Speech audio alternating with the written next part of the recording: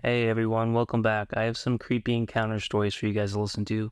With that said, sit back, relax, and if you do enjoy, please leave a like, comment, or subscribe, and enjoy. I've been reading through the stories out on here, and I've decided it's been long enough to post an experience I had in 2010. I was 10 years old, and I'm female, and my friend lived in the next street over. Let's call her Shannon. We did what typical 10-year-olds do when alone. Walk to the park and the local shop. This one day we were on the corner of my childhood home street, and there was a disheveled older looking man with a white beard and a long coat, walking a long-haired Labrador looking dog. He called us over and asked if we wanted to play with his dog. Being 10 years old and naive for my age, my parents never really had the stranger danger talk. We gladly agreed and started petting the dog. I remember how dirty the dog felt, leaving residue on my hands, and the poor dog smelt really bad. The man asked if he could take pictures of us stroking this dog. I didn't answer, but Shannon agreed. After a couple of minutes, I looked up to see him putting something in his coat pocket. I'm not sure if it was a camera or a phone, but it being 2010, camera phones didn't have the best quality. He then mentioned his dog had just had puppies and offered us to come back to his house to play with them. Shannon was up for it and begged me to say yes, but I refused. Not because I thought it was sketchy, because I wanted to wash the residue from the dog off my hands. He must have lived local because we would see him often with his dog and ask us for more pictures. This continued for a couple months, and I was just starting high school. After that, I never saw him again. A couple years later, I came across a news article from my local area, where I grew up. A man that looked exactly like this one was on trial for multiple counts of child abuse and possession of child sexual images. I sent it to my old school friend, and she agreed that was him. I often wonder why that man took those pictures of us, where they ended up, and what would have happened if we went to see those puppies. So I lived in an apartment building, and I guess there was a girl with a name similar to mine, with long brown hair, who moved in, and she was doing dates at her apartment through the internet. He thought I was her and followed me to my apartment. He said he went down to look at the register in the lobby and saw my name. Yes, we have first and last names posted for deliveries, and our names are really similar, i.e. like Kristen and Christine, or Brianna and Brianne. Anyway, he followed me like I said, and then looked at the registry downstairs, and just assumed I was this woman. So, he knocks on my door. I answer it, and he tells me it's his birthday. Now keep in mind, I have no idea about any of this. And so I say, "Oh, okay. Happy birthday." So then he says that he would give me $60 to go and hang out with him and his friends. And then if I wanted to party, he would supply it for me. And that he and his friends would pay me for anything extra. I was completely confused. I said, "What do you mean? What are you talking about? I don't want to go to your birthday party. I don't know you." To which he replied, "Well, I saw your ad on the internet," and replied, "and you gave this address, and I saw you, and blah, blah, blah." He tells me the story like I described in the beginning of the post. I said, "No, that's not me. I'm not a prostitute." Seriously, so strange and creepy. Edit. To be honest, I was still somewhat perplexed, until I told a neighbor a few months later, and apparently this woman got booted from the building because of the traffic to her apartment.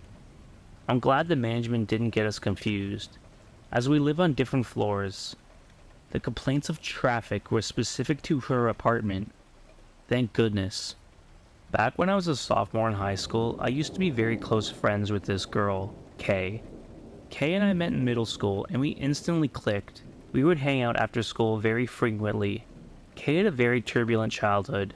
Deceased father, foster care, substance abuse, mom, and Kay's family would house hop a lot. Our sophomore year, Kay's family was staying with their step-aunt's ex-husband. My parents never really stressed about me hanging out with Kay, because she was such a kind soul and a great influence on me. Now the man Kay was staying with, I'll call him R, was interesting to say the least. I remember the first incident that made me scratch my head was when we went all out to dinner with Kay and her family, and R tagged along. Kay and I were sat at the table with him, and he was venting to us, me 15 and Kay 16, about his dating life and showing us pictures of his Tinder bio and all the women he was chatting to. We both kind of laughed it off and engaged with him, not thinking much of it. Sometimes when Kay and I hung out, R would have us come to the basement, and he had this room with a drum kit, and he played them for us with the lights off. Anyways, the strangest encounter I personally had with him was when I had went to Kay's house to hang out with her for the day, and she went to take a shower. While she was in the shower, I was sitting in her room, and R wandered in and told me he wanted to show me something cool in his room. Kay's room was on the first floor, and R's room was the only room on the second floor. Being the naive girl I was, I agreed, and followed him up the stairs. When we got to his room, he realized it was locked, and seemed very annoyed and jittery, because his keys were downstairs.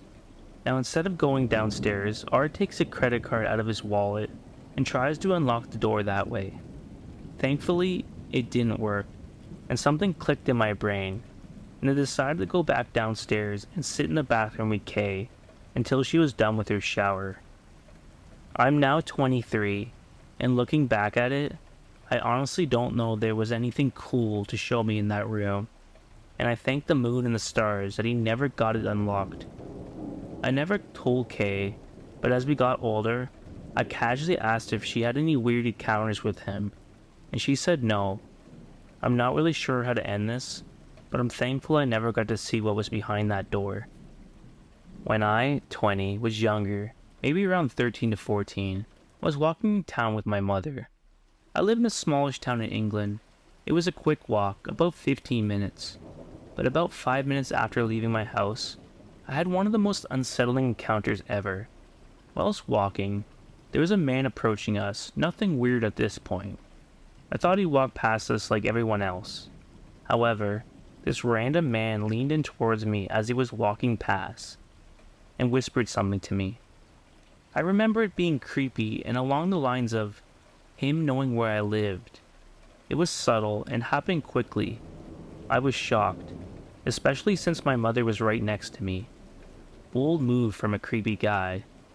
I recall the man being possibly in his late 20s, kind of scruffy looking, a little chubby, with longish brown hair and a beard, but I knew I'd never seen him before this point. I waited a few seconds for us to distance ourselves from the stranger, then turned to my mom, completely freaked out, and quietly asked if she heard what the guy had said. She said she didn't. I thought maybe I misinterpreted the situation, or misheard him then. We kinda brushed it off and continued with our day. I felt uneasy, but I tried not to think about it. The rest of the day was fairly normal, until this morning.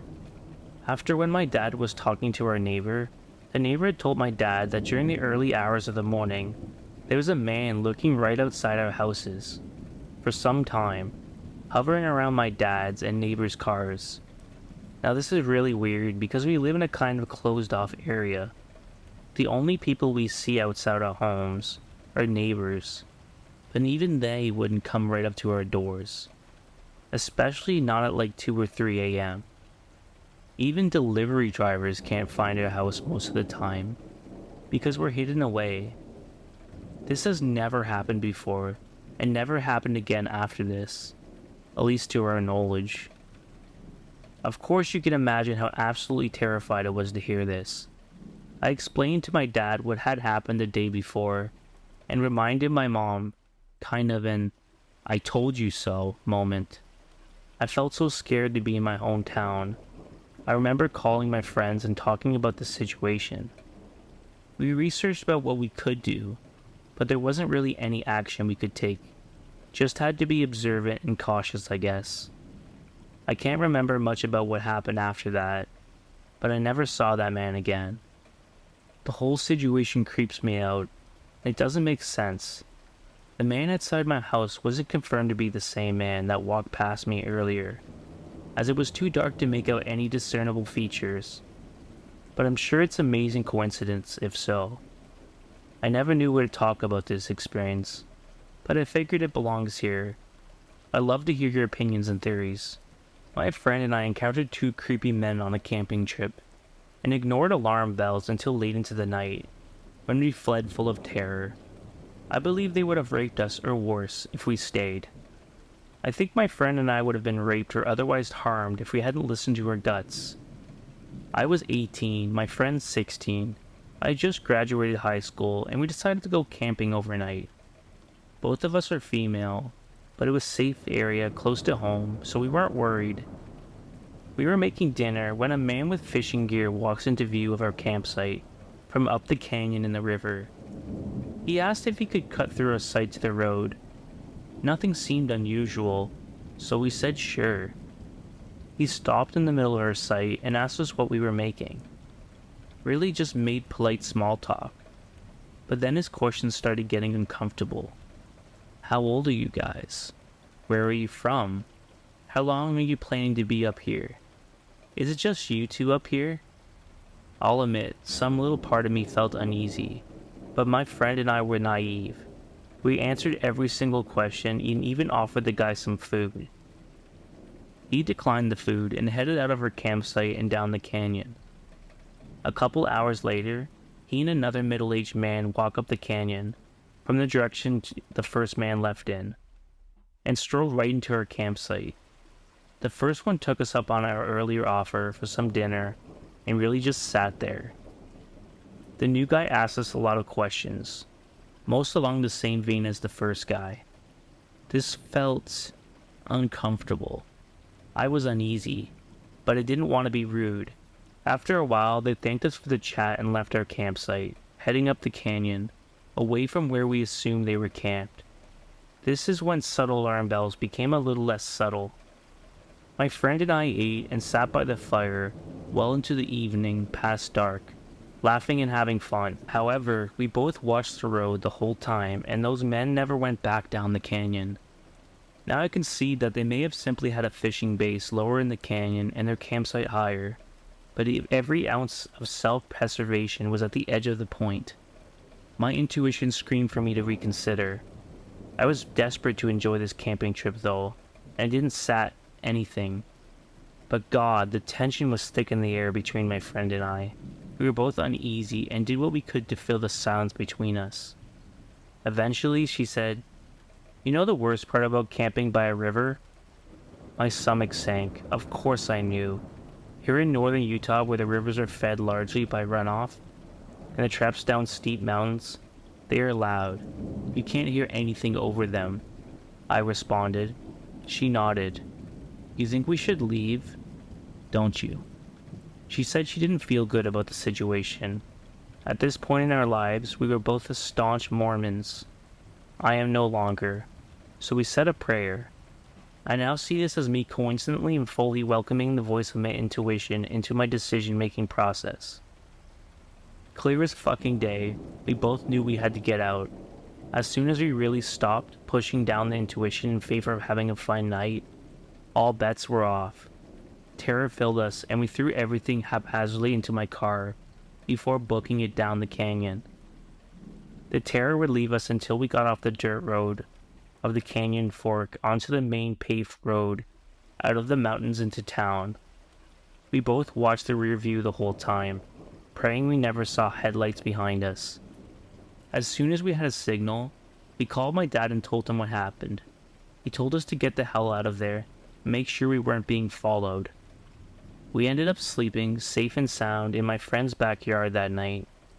Knowing what I know now, as a sexual assault therapist, I am almost certain those men had ill intentions for us that night. Thank you all for listening. I hope you guys enjoyed those stories, and if you did, please leave a like, comment, and subscribe. And if you had any stories you wanted me to narrate, please send them down to where the link is in below description. With that said, as always, stay depraved.